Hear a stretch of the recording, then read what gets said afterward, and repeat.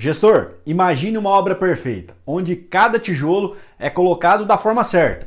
Digo da forma certa porque existe uma grande diferença de uma alvenaria em pé e de uma alvenaria executada corretamente. Imagine que cada etapa segue o cronograma à risca e nenhum erro compromete o resultado final. Parece um sonho, né? Mas acredite, esse sonho pode se tornar realidade. Eu sei que você enfrenta desafios diários na gestão de canteiros de obras, erros, atrasos, imprevistos, entre outras coisas. E tudo pode se tornar uma grande dor de cabeça constante, afetando o seu trabalho e frustrando os seus objetivos. Mas hoje eu estou aqui para te apresentar uma solução poderosa que vai revolucionar a forma como você conduz os seus projetos. Isso porque, como eu te disse na primeira aula, depois do caos que eu causei na minha primeira obra, eu fui buscar como que alguém conseguiria executar obras sem dor de cabeça e que ao final ficaria como o resultado que nós engenheiros gostaríamos.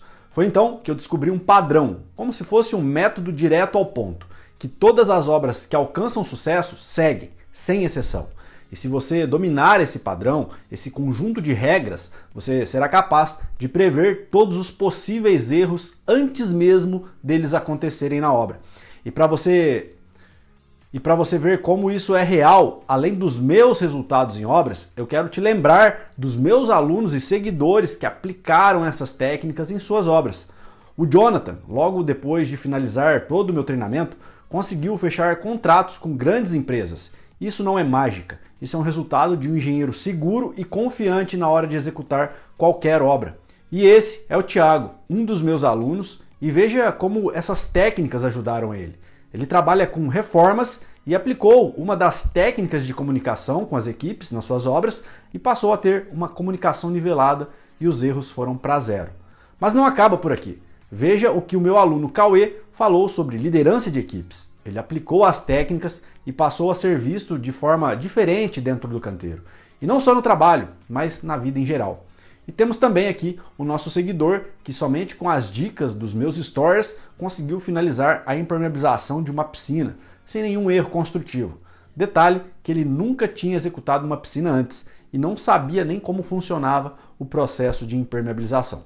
E agora eu te pergunto, qual o nível de dedicação para aprender o que eu estou prestes a te ensinar? Diferente do que a faculdade te ensinou, você não precisa dominar cálculos mirabolantes e teorias complexas.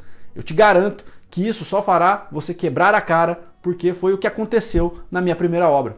E quando eu entendi isso, foi que eu saí de um prejuízo de R$284 mil para mais de 72 milhões de reais em obras em valor de venda, gerenciadas com confiança, segurança e, além disso, tendo um fixo sobre o percentual desse valor. Eu vou compartilhar com você agora a aplicação de algumas técnicas e como elas podem impactar o seu futuro profissional. Para fazer isso, eu vou ali agora para frente do meu computador. Olha só. Bom, pessoal, então eu já estou aqui na frente da câmera e com o microfone posicionado para a gente ver algumas técnicas construtivas.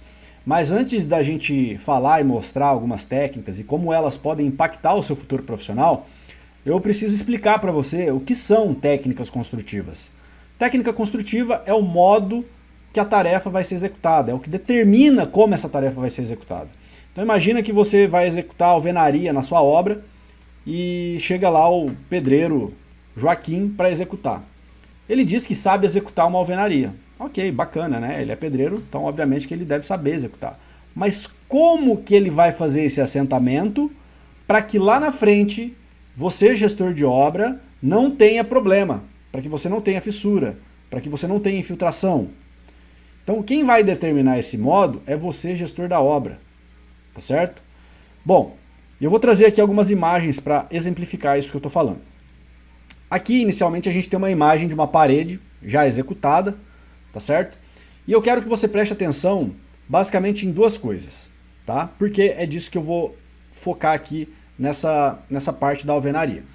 Bom, olhando para a parede, né, a gente vê uma parede que foi levantada, está em pé, e a gente tem aqui dois elementos, tá? Então nós temos aqui dois elementos, nós temos aqui um pilar e nós temos aqui uma alvenaria, tá certo? O leigo, a pessoa que não entende, que está só passando na obra, ela vai passar por ali e vai, pô, bacana, uma parede já foi levantada aqui, pô, legal. Mas o gestor da obra, ele tem que ir além disso. Ele tem que bater o olho e ele precisa ter um olhar cirúrgico para saber que essa parede ela não vai ter problema, tá? Bom, e aí, batendo o olho, o gestor de obra que tem esse olhar cirúrgico, o que ele vai pensar? Bom, ali tem um pilar, ali está uma alvenaria. Será que existiu uma amarração da alvenaria com o meu pilar? O que é amarração? Só para vocês entenderem, né? O pilar é uma peça de concreto. A alvenaria é um elemento de bloco cerâmico. Então nós temos dois elementos diferentes, que quando são submetidos a variações de temperatura, ou seja, sol, chuva, vento, eles vão trabalhar de maneiras diferentes. Então, o coeficiente de dilatação do concreto é diferente do coeficiente de dilatação da alvenaria. E pelo fato de existir essa diferença de coeficiente, quando existe essa variação térmica, essa movimentação, eles tendem a trabalhar. Isso a gente está falando em escala muitas vezes de milímetros, mas já é relevante para causar uma manifestação patológica. Então vou trazer aqui algumas imagens. Olha só.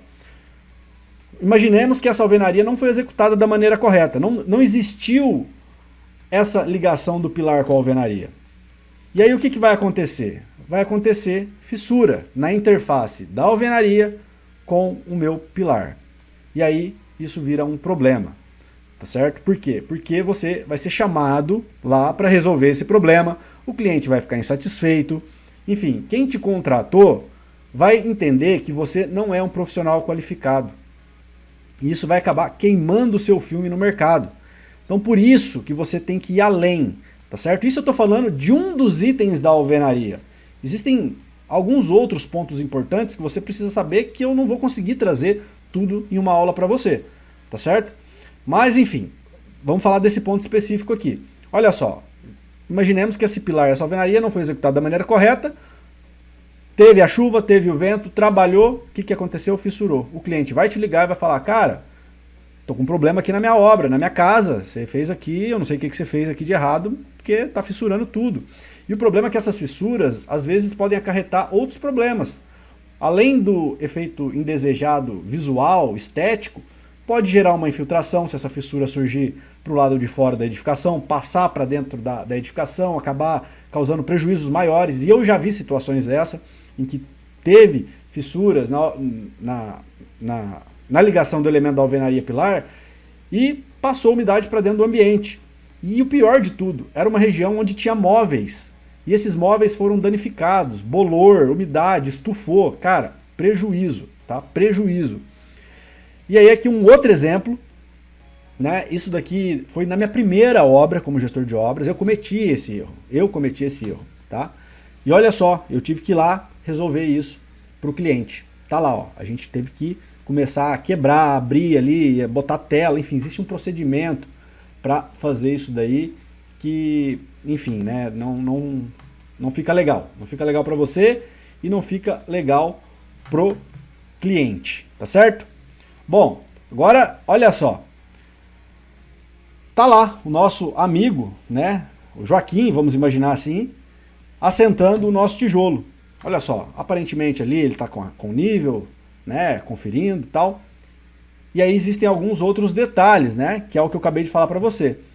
Luiz, como que eu evito essa fissura? Né? Veja que aqui, vamos imaginar que o Joaquim esteja ali assentando. Aqui, ó, tem um pilar discretamente, dá para você ver aí, tá ali assentando. Como é que deve, o que eu tenho que fazer para evitar, para que aquilo ali não aconteça na minha obra, tá? Você precisa treinar primeiramente esse profissional, né? Ele precisa saber que existem técnicas que precisam ser, né, executadas no decorrer dessa alvenaria para que ela não tenha problema. Então você vai orientar ele, explicar o procedimento que você quer que essa alvenaria aconteça, para que amanhã ou depois você não tenha que voltar lá para corrigir problemas como aconteceu comigo. Tá? Isso só do item de alvenaria. Então, uma das técnicas que você pode usar para evitar aquele problema que eu mostrei para você, eu comecei trazendo o problema e agora eu quero te mostrar como que você previne isso na sua obra, é o uso de, alguns chamamos de ferro-cabelo, tá? Eu vou trazer aqui algumas dessas técnicas, algumas técnicas além do ferro-cabelo para você aplicar na sua obra, tá? Então, como que é feito? são colocadas barras de 5 a 6,3 milímetros a cada 2 fiadas do meu tijolo, tá certo? Então eu vou colocando essas barras aqui. Uma das maneiras que você pode fazer é ir colocando essas barras previamente. Por que previamente? Porque assim fica fácil de você verificar se ele colocou ou não os elementos que vão fazer essa ligação. Então eu coloco essa barra justamente para que quando a minha alvenaria ela tentar se deslocar do pilar, essa barra impeça essa movimentação, tá certo? Então são 2 barras, tá? Por que 2 barras? Porque eu preciso distribuir essa tensão. Uma barra não é suficiente para absorver essa tensão de deformação, então eu preciso de 2, tá? Porque aí distribui. Para cada uma das barras vai parte da tensão, tá certo? Então eu coloco 2 barras. Posso posicionar previamente antes de executar a minha alvenaria. Por quê? Porque eu já vou ter a minha primeira alvenaria marcada, certo? Já sei que a junta que eu vou deixar é de 1 centímetro entre um tijolo e outro. Então, se o tijolo tem 19, mais 1 centímetro de argamassa, dá 20 centímetros. Então, a cada 40 centímetros, que são a cada 2 fiadas, a cada 40 centímetros, eu vou colocando ali essa barra, né, para fazer essa ancoragem, tá certo? Então, tá aí um exemplo de uma técnica que você tem que passar para o seu profissional para que você não tenha aquele problema que eu cometi na minha primeira obra, tá certo? Bom, isso é uma das técnicas, existem outras técnicas também, tá certo? Deixa eu passar aqui, então tá ali o nosso profissional Joaquim fazendo o assentamento, bonitinho, e aí você pode ir fazendo essas verificações. Luiz, só existe essa técnica do ferro-cabelo? Não, não existe só essa técnica do ferro-cabelo, tá? Vou trazer aqui uma outra técnica muito utilizada, que são essas telas aqui, ó, que são as telas eletrosoldadas, que vão também a cada 2 fiadas na alvenaria. Detalhe dessa tela, tá? Olha só, aqui nessa imagem aqui já tem um erro, tá? Depois eu explico esse erro para vocês. Vou aqui focar, tá? Então eu vou colocar essa tela a cada 2 fiadas, e aí tem um detalhe que muita gente às vezes erra, né? Acaba comprando uma tela e colocando lá de qualquer jeito. Não é de qualquer jeito que coloca, pessoal. Tá? Olha só, existem as especificações. Então, se eu tenho uma parede de 14 centímetros, eu vou usar a tela 12 por 50. 12 por 50, aqui está 120 por 500, é porque está em milímetro, tá? Então seria 12, aqui ó, essa aqui é uma tela de 12 de largura por 50 de comprimento, tá? Esse é o tamanho da tela que você vai encontrar no mercado para poder fazer essa ligação do pilar com a alvenaria. Tá certo? Para uma alvenaria de 12, eu tenho que usar uma tela de 10,5 por 50. Para uma parede de 9, eu tenho que utilizar uma tela de 7,5 por 50. Então, para cada largura de bloco, eu tenho a tela adequada para fazer essa ligação. Tá certo? E aí o detalhe que eu falei que está errado nessa imagem aqui é o seguinte, ó. Quando a gente vai fazer a fixação dessa tela, a gente utiliza aqui, ó, alguns pinos. Eu estou aqui agora com a cor azul, ó. A gente utiliza alguns pinos. Esses pinos, quando eles vão ser fixados, eles têm que ser fixados aqui, ó, próximo da dobra, para evitar o efeito sanfona, né, dessa tela, tá certo? Então esse pino tem que ser fixado próximo da dobra. Outro detalhe importante, que agora eu já vou mostrar na próxima imagem aqui, é que quando você tem a tela de 50 centímetros, vou pegar aqui uma outra cor agora, vou pegar a cor vermelho, 10 centímetros dessa tela ficam ancorados no pilar, os outros 40 centímetros ficam no meio da argamassa. Então aqui tem que ser 10 centímetros desses 40, tá certo? E aqui, que vai embutido aqui, são 40 centímetros no meio da argamassa, tá certo? E a cada 2 fiadas, beleza? Ah, Luiz, a minha parede é de 19, então nesse caso, tá? Paredes de 19, você vai utilizar 2 telas de 7,5 por 50, tá certo? Então, gente, esses são detalhes importantes, porque eu vou mostrar ali mais para frente alguns erros que o pessoal faz. Ele compra a tela e faz na obra você vê cada coisa que você não acredita, mas quando você tem o olhar cirúrgico, você bate o olho e fala, tá errado, pode arrumar, não quero assim. Enfim, ou né, se o cara não quiser seguir a tua técnica, tu vai ter que tirar ele da obra. Entende? Então você passa a ter esse olhar de bater o olho, tá certo, tá errado, tem que corrigir ali, tem que corrigir aqui, porque senão você vai ter problema lá na frente, tá? Eu tenho aqui alguns vídeos, vou colocar aqui os vídeos para você. Então essa daqui é a tela que nós utilizamos. Ó, essa daí é a tela que foi utilizada em uma das obras. Essa tela está aplicada também da maneira incorreta, tá? Por quê? Porque essa tela ali, ó, não foi fixado ali, ó, próximo da dobra, tá certo? Ó, o pino lá, ó, não tá próximo da dobra, então deveria estar próximo da dobra para não ter problema, tá? Mas na aplicação é isso aí, ó, tá certo? E aqui, ó, eu tenho a pistola finca-pino, que é utilizada para fazer a fixação daquele pino que vai ali na tela, ó. Essa daqui é a pistola que a gente utiliza para fixar aquele pino, e a gente utiliza aí no caso essas pólvoras aqui, que faz com que saia aí o tiro daquele pino e penetre no pilar. E aí, pessoal, olha só, como eu falei para vocês lá anteriormente, né? O pessoal, muitas vezes eles conseguem caprichar na execução, que eles fazem até adaptação nas peças que não precisam fazer nada, só aplicar. Então olha só, alguns jeitos errados de fazer, tá? Então se você vê alguma dessas aplicações, corrija imediatamente. Vou explicar alguns detalhes aqui para vocês, tá? A primeira, olha só, pino ali, distante da dobra, além do que o cara ele cortou a tela. Não pode cortar a tela, porque senão você perde distribuição de área de tensão, tá? Então tem que ter os 40 centímetros dentro da alvenaria. Esse outro jeito aqui, ele até funciona muito bem, tá? Então veja que os dois pinos aqui estão próximos da dobra, bacana, mas os 10 centímetros tá virado para baixo. Funciona bem? Funciona, tá? Funciona muito bem. Só que tem um melhor desempenho quando você tem a dobra dos 10 centímetros aqui, ó, virada para cima, tá? Então, né, se você vê isso na tua obra, não precisa arrancar a tela para recolocar novamente, mas saiba que quando você tem os 10 centímetros dobrado para cima, tem o desempenho um pouquinho melhor, tá? Então essa segunda parte não está totalmente errada, funciona também, mas quando você tem o L para cima, você tem um desempenho melhor, beleza? Bom, alguns outros pontos importantes, tá? Olha só, o preenchimento da cabeça dos primeiros tijolos que vão ali, ó, próximo ao pilar, tá? Normalmente tem que ficar com uma espessura de uns 2,5 centímetros, tá certo? Próximo ao pilar para ter uma melhor ancoragem, tá? Então, olha só, outro ponto importante. Aqui, olha só que legal. Eles fizeram a dobra aqui, ó, com cantoneira. Desempenho excelente, mas dá muito trabalho fazer isso lá na obra, tá? Então, na maioria das vezes, a gente acaba não aplicando a cantoneira, tá? Mas se você quiser ter um melhor dos melhores dos desempenhos, perfeito, tá certo?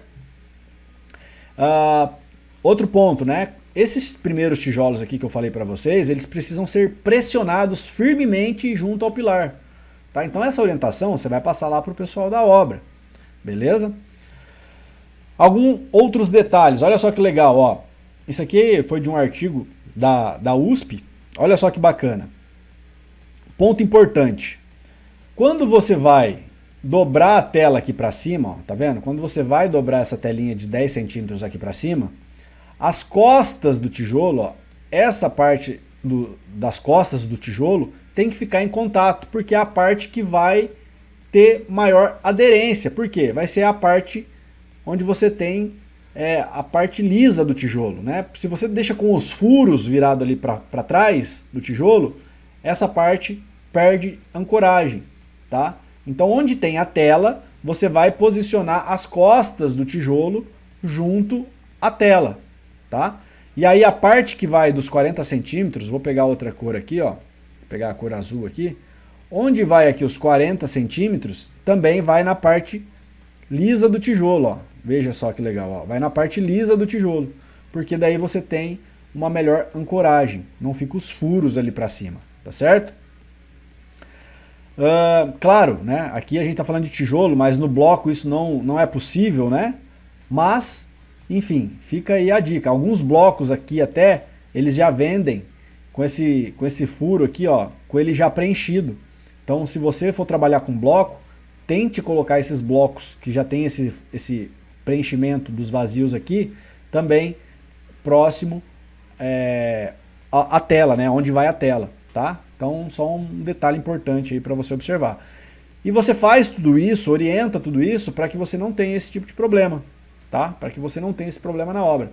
E existe uma nova técnica, que foi uma técnica que eu utilizei na minha última obra, que é, até então eu nunca tinha visto o nome, então eu batizei o nome, né, de fibra cabelo, né, que ao invés da barra de aço, a gente usa a fibra de vidro, certo?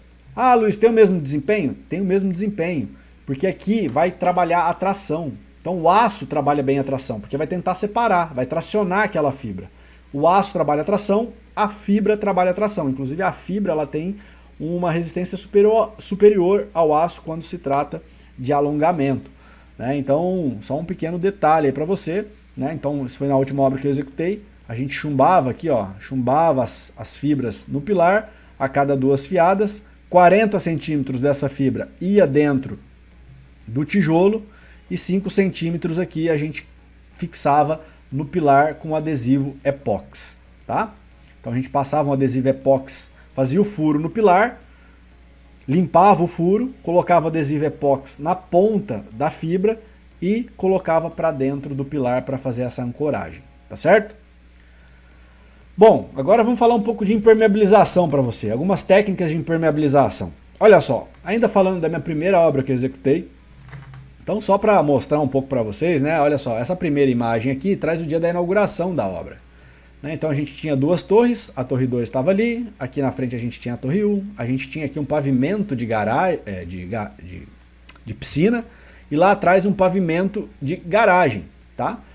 Essa piscina aqui foi a piscina que deu vazamento, que nós falamos lá na aula 1. Se você não assistiu a aula 1, volta ali na aula 1, assiste essa aula, em que eu explico o problema que nós enfrentamos nessa piscina aqui. Tá certo? Bom, e qual que é a situação que eu quero mostrar para vocês? Olha só, passado algum tempo depois dessa obra entregue, esse morador aqui, ó, tá vendo a setinha ali, ó, que morava nesse andar aqui, ó, ele ligou reclamando que o gesso dele estava úmido, tá? Então, esse aqui é a imagem do gesso lá do apartamento dele, ó. O gesso todo úmido, já tinha até escorrido uma parte ali para a parede, certo? E em cima desse apartamento a gente tinha uma área descoberta de uma cobertura, que ficava lá em cima, a gente tinha uma área descoberta. E aí quando a gente chegou na cobertura, nessa parte ali da sacada, o que a gente encontrou? Olha só, uma fissura na sacada, tá certo? Então, tá aí, ó. Aqui só para exemplificar, né, novamente ali o que eu já mostrei para vocês. E aí, aqui, ó, forro de gesso, a gente encontrou essa fissura e quando a gente foi quebrar para ver, a gente viu que era uma parte onde, obviamente, existia manta asfáltica. Olha ali, ó, existia uma manta asfáltica. E o que havia acontecido ali? A manta ela havia se descolado da parede, né? E aí por ali começava a infiltrar água, que era onde gerava o vazamento no andar de baixo. Bom, Luiz, e como é que eu evito isso na minha obra? Cara, que BO, né? Eu achava que manta era só subir na parede, colocar o reboco por cima e estava tudo resolvido. Não, né? Existem outros detalhes importantes aí para você se atentar. Então, na sua obra, você pode, por exemplo, fazer aqui, ó, o uso de 2 tijolos, eu já vou mostrar um vídeo, né? Você usa 2 tijolos aqui, um de menor espessura na parte de baixo. Então, por exemplo, você pode usar um tijolo de 9 aqui, um tijolo de 12 aqui, um tijolo de 12 embaixo, um tijolo de 14 em cima, para que exista aqui, ó, um dente, né? Exista aqui um dente. E aí você vai subir essa manta e depois você vai vir com uma tela para melhorar essa ancoragem, tá? Você vem com uma tela para melhorar essa ancoragem. Ou você pode também aqui, ó, fazer um rasgo na sua alvenaria para dobrar a tela aqui, ó, para ela ter uma melhor ancoragem e não gerar esse problema. Vou mostrar um vídeo aqui para você entender melhor um pouco do que eu estou falando. Olha só.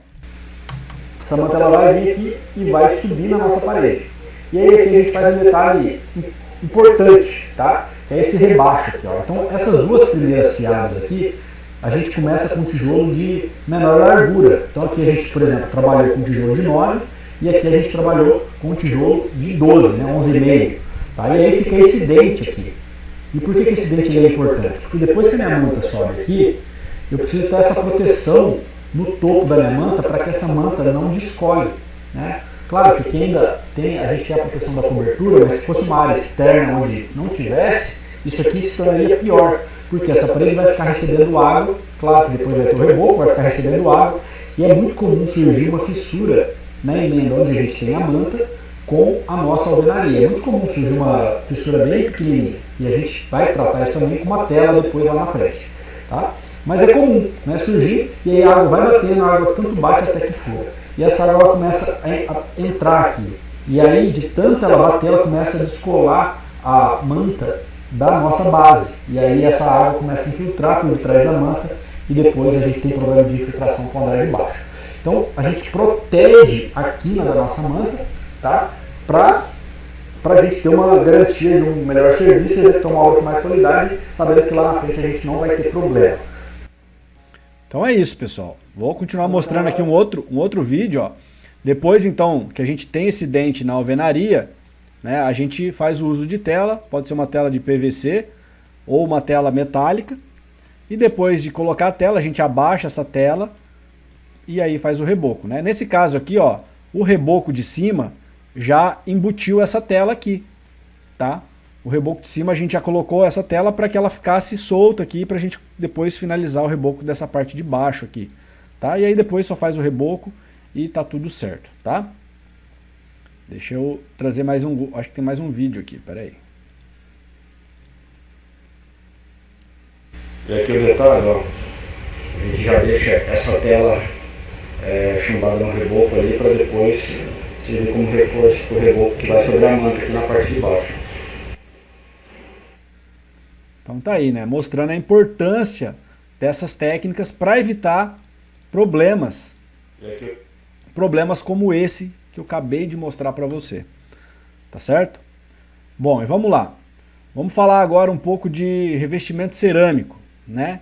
Então olha só, nessa imagem primeira aqui, você vê que tem problemas em várias etapas da obra se você não cuidar, tá? E aí você vai ter prejuízo, vão te chamar lá, seu nome vai ficar mal falado, então precisa conhecer as técnicas para você ter mais segurança, para você ter mais propriedade, para você saber o que você está fazendo para não ter esses problemas lá na frente. Então, voltando ao que eu estava falando, olha só, aqui a gente tem aqui um revestimento cerâmico, nesse caso é um revestimento cerâmico de fachada. Então olha só, quando o cara tirou a peça cerâmica, que provavelmente estava solta aqui, ó, olha só, saiu limpa, veja que a peça cerâmica ela saiu limpa. Veja que aqui na parede a gente tem a imagem dos cordões da argamassa. Então quando o cara ele faz a aplicação, que é essa imagem aqui de baixo, fica os cordões. Veja que os cordões estão na parede, mas a peça ela ficou limpa. Não teve aderência da argamassa na peça. E por que que isso acontece? Porque normalmente o pessoal vai trabalhar por produção, quer velocidade, quer que as coisas aconteçam porque eles ganham mais. Então o que que acontece? Talvez na imagem não vai dar para ficar tão claro, mas normalmente eles vêm aqui, ó, e aplicam argamassa em uma grande área. Eles aplicam argamassa em uma grande área de uma vez só e depois só vem largando as peças cerâmicas por cima. E isso tem um problema enorme. Por quê? Porque essa argamassa ela possui um tempo de secagem, é um tempo curto. Dependendo do vento, do sol que tem ali no local, 10 minutos isso já está seco, já não dá mais aderência. Tá certo? Então tem que ter muito cuidado. E aí, um teste que você pode fazer na sua obra para saber se já passou, né, se já chegou esse tempo de secagem, que é o tempo que a gente chama de tempo em aberto de argamassa, ou seja, depois que os cordões foram esticados, né, qual que é esse tempo em aberto? Normalmente é o que eu falei, 12, 10 minutos, dependendo do sol, vento, e aí você tem que ter cuidado com isso. Então, você pode fazer um teste simples na sua obra quando você vê alguém que foi lá e esticou uma grande, né, quantidade de argamassa. Você vai chegar com o seu dedo ali na argamassa do cara, vai colocar o dedo sobre a argamassa. Se o dedo vier limpo, que é igual essa peça cerâmica aqui, ó, veio limpa, é porque já não tem mais aderência na peça que vai ser instalada ali em cima. Se o seu dedo vier sujo, que é o caso dessa imagem aqui, significa que ok, ainda vai ter aderência. Mas se o seu dedo vier limpo, você precisa pedir para o cara parar, remover essa argamassa e reaplicar ela novamente, tá? Então tem que ter muito cuidado com isso aí, pessoal. E olha só, um exemplo aqui em uma obra que eu fiz, olha só. Aqui ele está fazendo o assentamento do azulejo. Uma das maneiras de nós verificarmos aqui se a argamassa não passou do ponto em aberto, né? Ele está em aberto, a gente coloca o dedo. Se o dedo vier sujo, significa que a argamassa está dentro do prazo para ser instalada.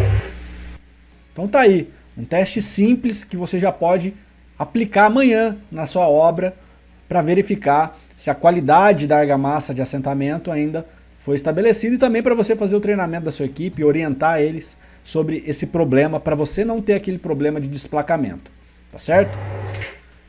E olha só, essa daqui é uma outra obra que nós executamos que, né, ele já tinha feito o assentamento aqui da pastilha dessa piscina e aí ficou ali aquela rebarbinha que foi esticada e eu fiz o teste para mostrar para você como isso funciona também na prática, olha só.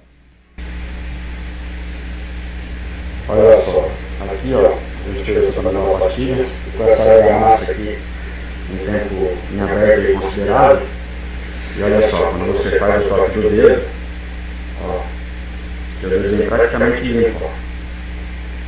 Praticamente quase limpo significa que essa argamassa aqui já venceu, nós vamos ter que raspar e aplicar uma nova.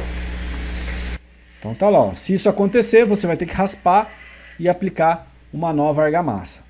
Simples, prático e eficiente, pessoal. Então, né, conforme eu mostrei para você, esse problema desse desplacamento, né, foi gerado porque o cara ele esticou o cordão estava com o tempo em aberto ultrapassado, ele fez o assentamento dessa maneira aqui que eu estou mostrando para vocês, ó. Então olha agora na placa de vidro, né? Os cordões ficaram todos aparentes, né? E que resultou, obviamente, em uma peça limpa, tá? Em uma peça limpa conforme vocês estão vendo aqui. E gente, e tem um outro detalhe que além do cordão que eu mostrei para você ali, que ficou na parede e não saiu na peça limpa, é que esses cordões, eles não deveriam aparecer desse jeito depois que essa peça caiu. Os cordões, eles deveriam aparecer todos esmagados, tá certo? Então, essa placa de vidro aqui, ó, representa muito bem isso, que essa peça que foi solta aqui, tá? Ela foi simplesmente encostada sobre a argamassa, ela foi só encostar a peça cerâmica sobre essa argamassa. E aí fica com essas características da peça de vidro. Fica os cordões todos aparentes, tá? E aí a peça, obviamente, ela sai limpa, tá? Ela sai limpa.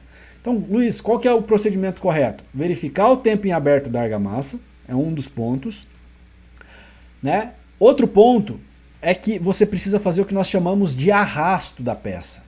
Ou seja, eu preciso posicionar a minha peça cerâmica uns 2, 3 centímetros abaixo da posição original e arrastar ela até o ponto original que eu quero que ela fique. Quando eu faço esse arrasto, a minha peça ela fica totalmente preenchida. Olha só, olha a diferença dessa peça de vidro para essa peça de vidro. Aqui os meus cordões ficaram aparecendo. Nessa outra imagem aqui, os meus cordões não ficaram aparecendo. Então, nessa imagem primeira aqui, nós tivemos dois erros. O cara ele aplicou com o tempo em aberto da argamassa e não fez o arrasto da peça. Então, foram dois erros em uma única imagem. Quando eu faço o arrasto da peça, olha o jeito que a minha peça sai. Ela sai totalmente preenchida de argamassa, tá? E aí, olha como é que ficaria a peça cerâmica, totalmente preenchida, diferentemente dessa peça aqui, que é diferentemente também, obviamente, né, dessa outra imagem aqui, tá? Então eu vou trazer um vídeo aqui para mostrar e deixar isso mais claro para você.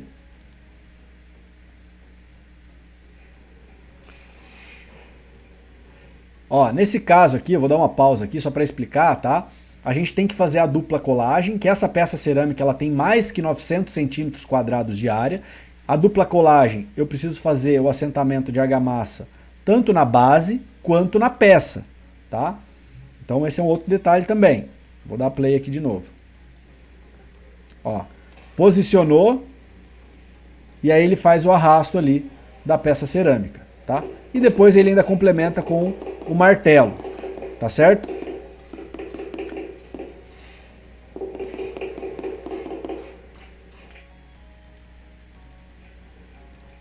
E aí olha só como que a peça sai, ó. A gente pede para ele tirar algumas peças, né? E olha lá. Argamassa totalmente preenchida tanto na base quanto na peça, pessoal.